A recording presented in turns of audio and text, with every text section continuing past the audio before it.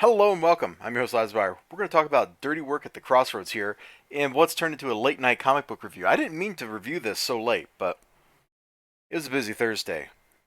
I'm sure you all can relate. You know, sometimes life just gets busy. It just gets busy and you just have to take care of stuff.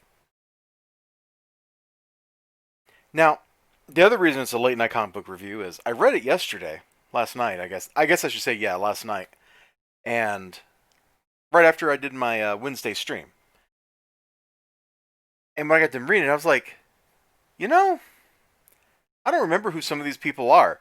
Who were they? It's like I should remember who they were, but I sure didn't. So I went back and I reread the first issue today, and I reread this one, and now here we are talking about Dirty Work at the Crossroads number 2. Yeah, that's issue 2 right there.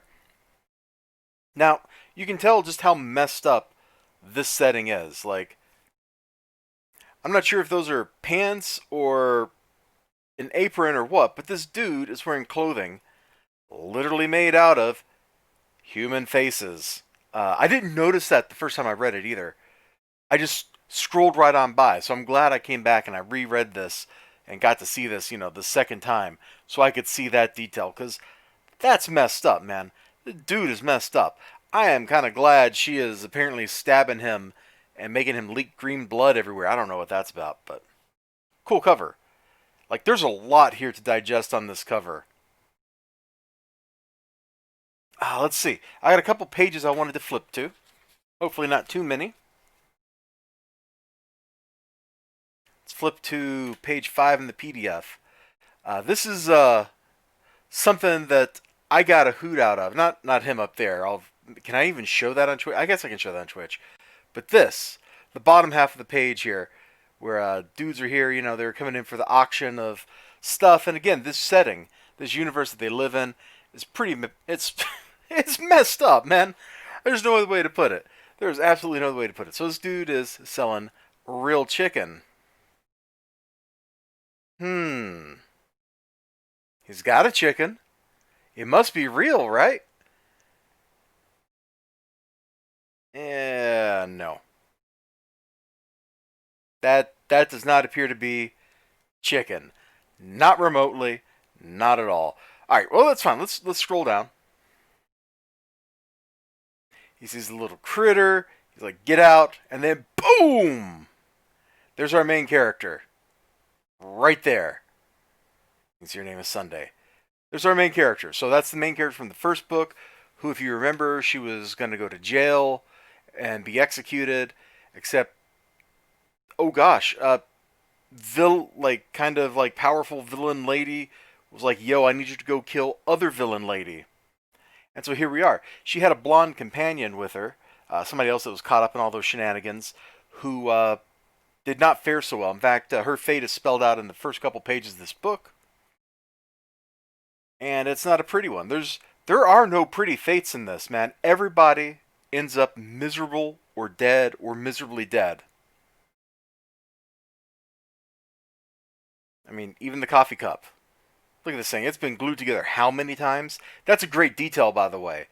That really, in itself, tells you a lot about this world. Like, you can't even get a fixed coffee cup here. That's a great world building detail. Anyway, she busts in. She looks super cool. She's got the sword. She's got a great stance. She's caught the coffee. Um, where's the coffee? Because it should be pouring out past her fingers. Anyway, whatever. That doesn't matter. So we meet her dad. They bond over the next couple of pages. He's not exactly father of the year. Here on this page, this was the dude that was going to execute her way back in issue 1 before they got broken out by mercenaries and all just kinds of shenanigans happen. He's the executioner. And I'm guessing he's the guy on the cover with the face pants. I don't really remember his clothes looking like they were detailed that way here, but I don't know who else it would be on the cover. He is definitely like a malevolent looking dude. Like, look at him right here. Can I zoom in on that?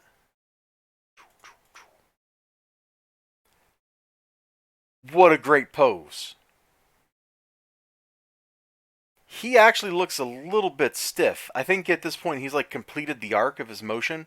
I know there's speed lines right here, but this feels like he's done and he's like posing this way, and this dude was just flung that hard that he breaches the panels. He's out in the gutters, man.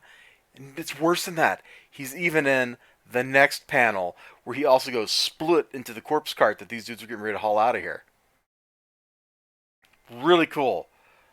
This page, when I read it the first time, this is the page that like stuck out at me and made me go, whoa.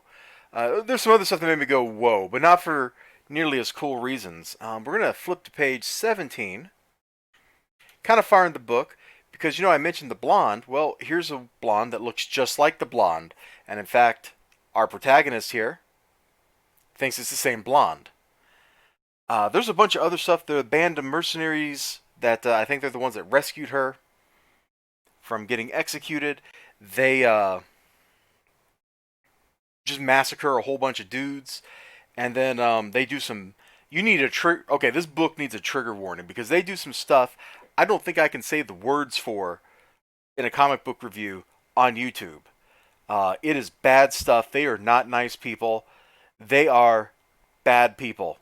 And, yeah, you definitely hashtag trigger warning. Like, this isn't a joke. This isn't like, I'm just saying that to be funny. Like, they do some grody stuff to some unarmed people. And felt really dirty reading those pages. Like, I just didn't want to read the book anymore. But, being your comic book reviewer, I persevered. It's good for a book to have that kind of, like, emotional impact on you, though. Not a lot of books do that. Granted, in this case, I kind of wish it wasn't there, but it is what it is. It's poignant. It tells you a lot about that dude, about how this guy who rolled in and saved our protagonist in the first issue is a pretty despicable person. And we ain't showing any of that. We just kind of talking about it. So if you're going to buy this book, you definitely need to go into it with that, like in that in the back of your mind. Now, I didn't go pull up the Kickstarter. I think the Kickstarter for issue 3 just started. Give me a second, and I will pull that up, and then we can take a look at that Kickstarter real quick. And as full disclosure, if anybody's interested, Marcel Dupre did ask me to review this, so he sent me the PDF here so I could take a look at it for him. He likes sending me stuff sometimes. I like reading the stuff he sends me. I have bought some of his stuff in the past. Whatever SFC stood for, I bought that.